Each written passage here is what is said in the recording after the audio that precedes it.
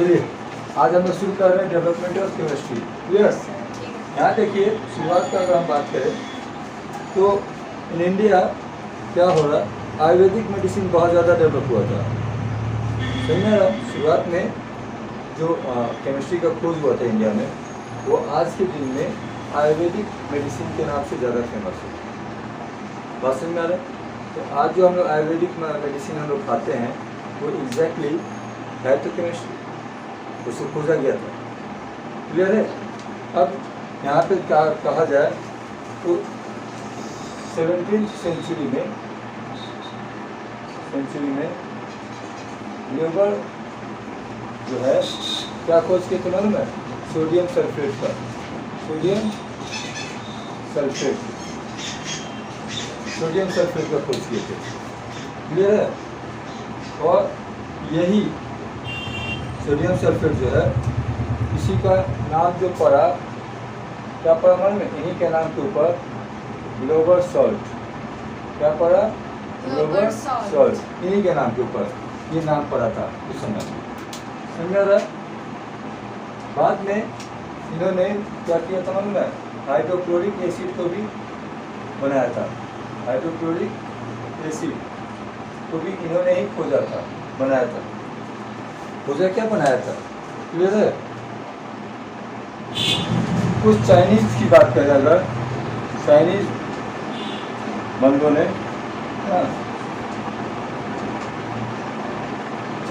ने खोजा था गन पाउडर।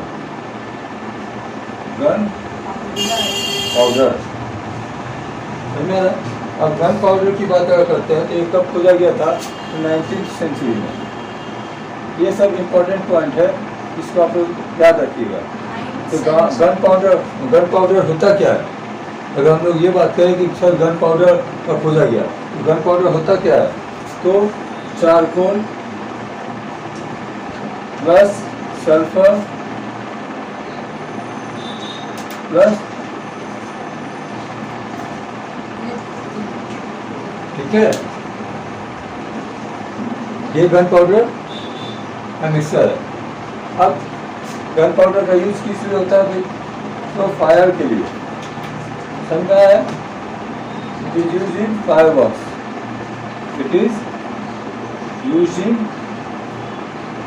Fire works. समझा है? तो दो चीज़ हमने अभी डिस्कस किया। पहला चीज़ क्या है? 17वीं सेंचुरी में ग्लेबर ने खोजा था सोडियम सल्फेट को, ठीक है, जिसका बाद में नाम किया गया इन्हीं के नाम के ऊपर ग्लोबल सॉल्ट। क्लियर है? इन्होंने ही वापस हाइड्रोक्लोरिक एसिड को भी प्रिपेयर किया था। इन 19वीं सेंचुरी कुछ चाइनीज डिस्कवर मैंने साइंटिस्ट लोग गन पाउडर खोजा, और गन पाउडर किसका मिक्सर था?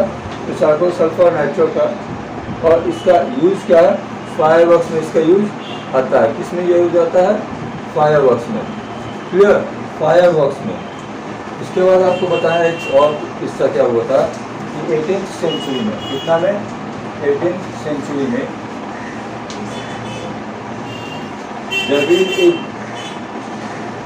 जबीर ने बनाया था कुछ हर्ब से। इन्होंने क्या किया था?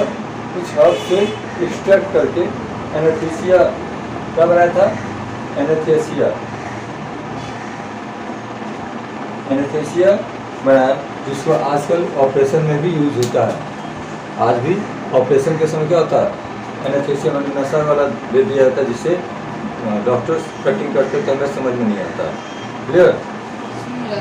हाँ, anaesthesia is medicine which is given at the time of operation, है ना? अगर आप होश में हैं तो आपको कटिंग करे, कितना मजा आएगा ना? कितना दर्द होगा, है कि नहीं? है या नहीं? मजा आएगा ना? तब तो खुशी कहेगी कि पहले हम डॉक्टर बनेंगे, है कि नहीं?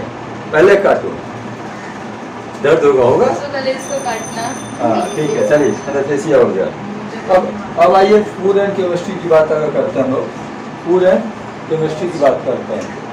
यहाँ तक तो नॉर्मल कुछ प्रोडक्ट आया, अलग अलग सेंचुरी में आया, देखा गया, ठीक है ना? अब अगर एनिमल केमिस्ट,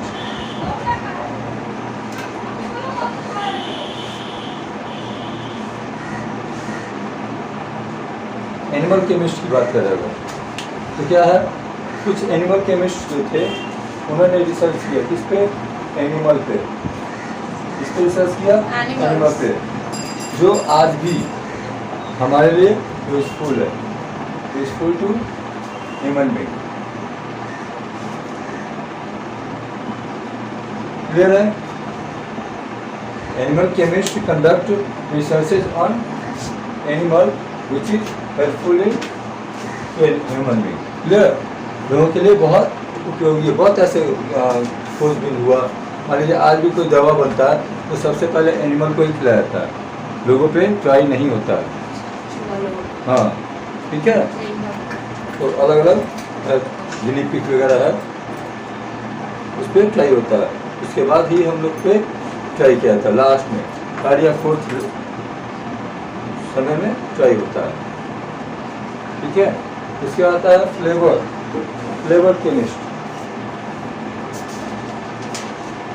क्या आता है, फ्लेवर केमिस्ट।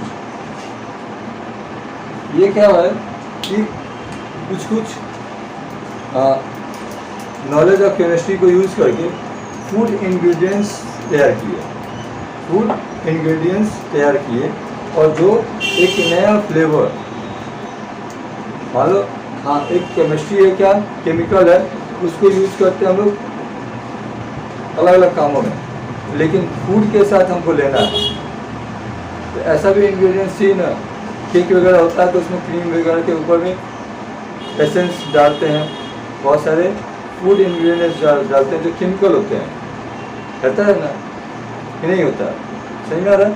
तो उसको कहते हैं फ्लेवर केमिस्ट। इन्होंने खोजा था, ये लोग खोजते हैं जो फ्लेवर पे जो केमिस्ट लोग काम किए, उन्होंने वो खोजा। क्या खोजा कि फूड फ्लेवर्स खोजे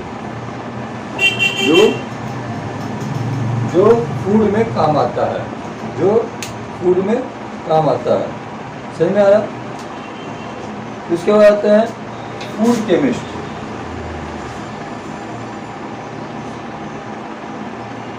आप कहेंगे सर अभी तक फूड का बात हो ही गया, यहाँ फूड का फ्लेवर का बात हुआ, फूड का बात नहीं हुआ।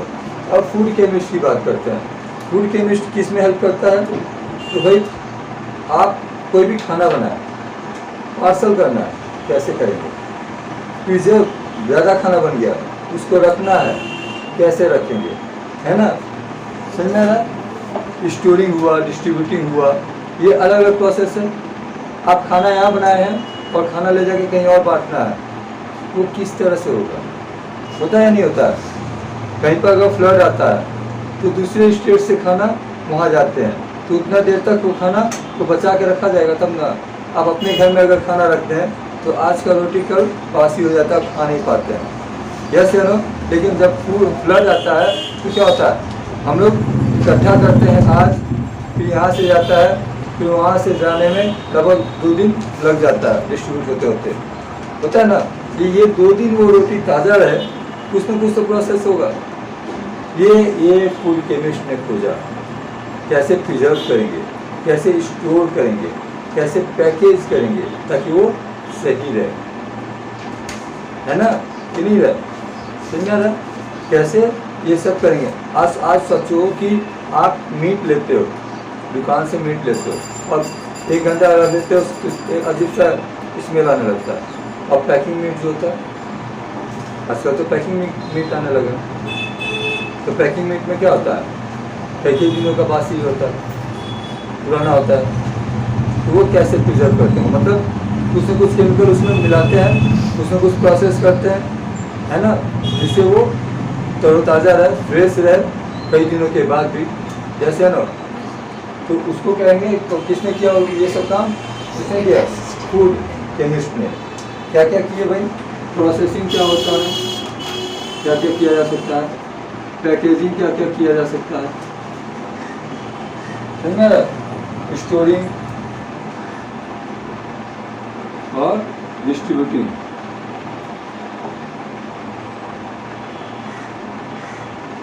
क्लियर? समझ में आ रहा? अब यहाँ देखिए हम लोगों ने न्यूट्रिशनल केमिस्ट की बात किया है, ये रिसर्च करते हैं किस पे, ये रिसर्च किए इस पे किए, तो प्रॉपर्टी ऑफ न्यूट्रिशन पे रिसर्च किए, किस पे, physical and chemical property of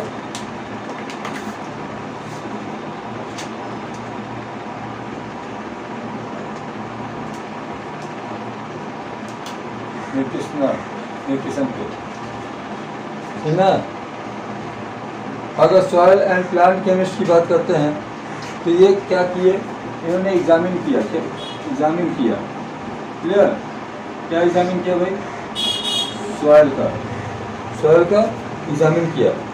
तो सॉइल का एग्जामिन करके मतलब क्या क्या समझ में आता है, तो सॉइल को एग्जामिन करके क्या समझ में आता है, मतलब पहला चीज़ की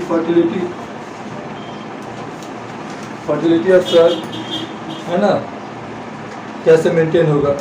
तो फर्टिलिटी ऑफ सॉइल का मतलब क्या होता है, सिंपल सा लॉजिक है, इन्होंने क्या खोजा होगा, फर्टिलाइजर, यस या no, yes sir, fertiliser, pesticides, ये सब है, क्लियर हुआ। यस सर, इसके आता है, हो गया, उसका आता है cosmetics,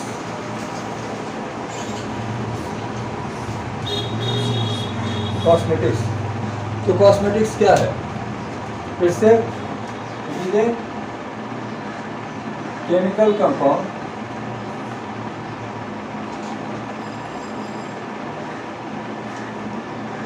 which are used to improve our appearance। ये है ना कॉस्मेटिक आखिर होता क्या है, it is a chemical compound which are used to improve our appearance, clear है। यस सर,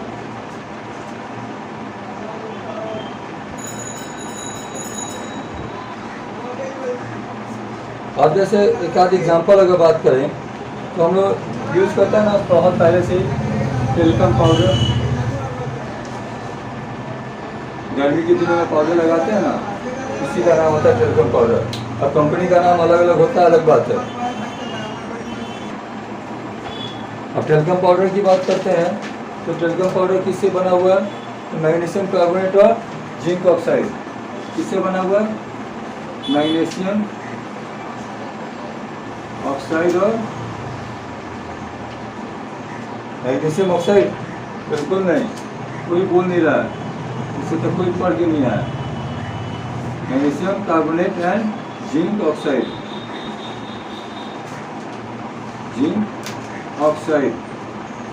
सही ना रहा।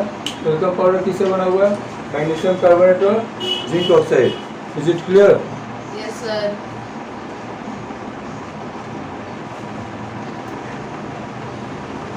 अब क्लोथिंग की बात करें, क्लोथिंग में आ जाइए, ठीक है, कपड़े में तो मैन मेड फाइबर भी अब बन गया है, केमिस्ट सब क्या किए है, मैन मेड कुछ फाइबर्स तैयार कर दिए,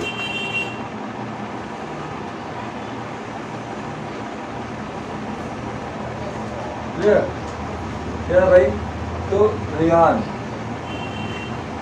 पहला नाम आता है रेयान का, क्या है, the raw material for the production of rayon is pure cotton और वुड सेलुलोज। रॉ मटेरियल क्या है रेयान का, the raw material of rayon is pure cotton और वुड सेलुलोज, ठीक है, समझना, यही मेन है इसमें। अब इसको रेहान को अगर छुओगे ना, समझना, तो it gives the feel of natural silk. Natural silk याद रखिएगा। इसको आप टच करोगे तो आपको लगेगा कि आप सिल्क को टच कर रहे हैं, ठीक है। रेशम, इसको हिंदी में रेशम कहते हैं। इसके दूसरा है नायलॉन। दूसरा क्या है? नायलॉन। ये क्या है कि सिंथेटिक फाइबर इसको कहते हैं।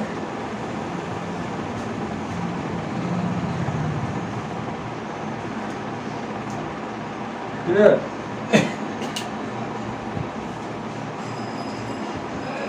नायलॉन जो होता है बहुत elastic,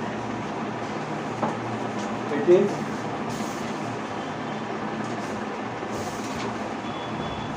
elastic, strong and water resistance होता है।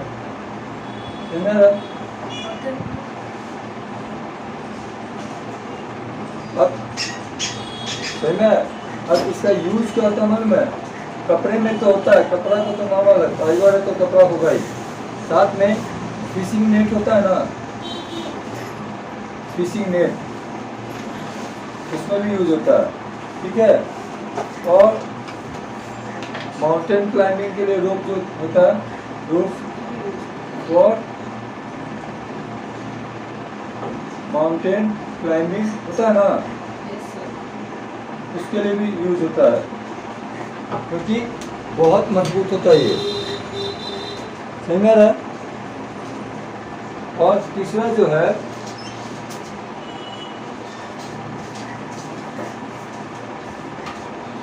है वो क्या है? Polyester.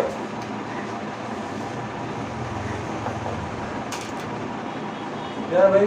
The polyester can be drawn into very fine filaments, है ना। बहुत फाइन पॉलिस्टर जो होता है ना, बहुत फाइन फिलामेंट्स होता है, ठीक है। फाइन फिलामेंट्स होता है। फिलामेंट्स मतलब क्या होता है? सूता, थ्रेड, जितना फाइन थ्रेड होगा उतना अच्छा कपड़ा बनेगा। क्लियर हो रहा है ना?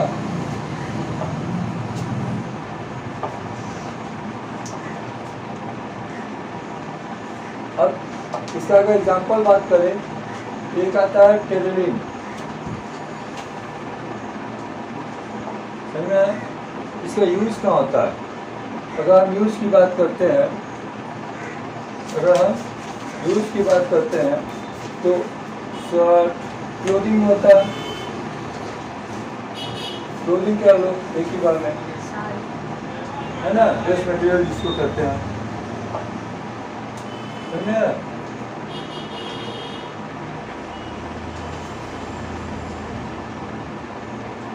हुआ? यस या नो? Yes, sir. अब उसके बाद एडवांटेज अगर बात करें,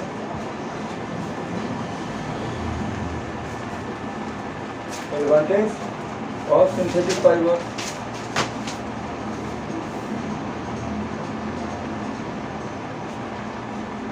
तो पहला, they can be easily washed, धोने में सुविधा होता है। Number 2, they get dried quickly. Number 3, they are cheaper. Clear हुआ? They are cheaper. Yes, sir. चलिए, अभी हम लोगों ने क्या किया? केमिस्ट्री का रिव्यू लिया, ठीक है। इसके बाद का जो राउंड ऑफ चैप्टर इसके बाद होगा, मतलब रिमेनिंग चैप्टर, वो अगले लेक्चर में कंप्लीट करेंगे। क्लियर? बट अब से एक नया चीज़ शुरू हो रहा है। प्रत्येक बार क्या होता था कि हम लोग का वीडियो बस स्टडी तक चलता था ना। Yes. बट अब वीडियो में एक ट्विस्ट आ रहा है कि आप लोग को होमवर्क मिलेगा, इसको अपलोड भी करना पड़ेगा कमेंट के लिए, ठीक है। कुछ क्वेश्चंस आएंगे, आप लोग को लिखना क्या है, वुड के एरिया में क्या केमिस्ट ने खोज किया था। नंबर 1 सही में आ रहा।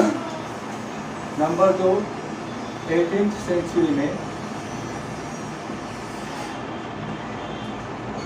केमिस्ट्री ने क्या किया। नंबर 3 ग्लेवर सॉल्ट हम लोगों ने पढ़ा, इसका सेकेंड नेम क्या था। क्लियर है। ये 3 को कमेंट के जरिए बताइएगा, ठीक है।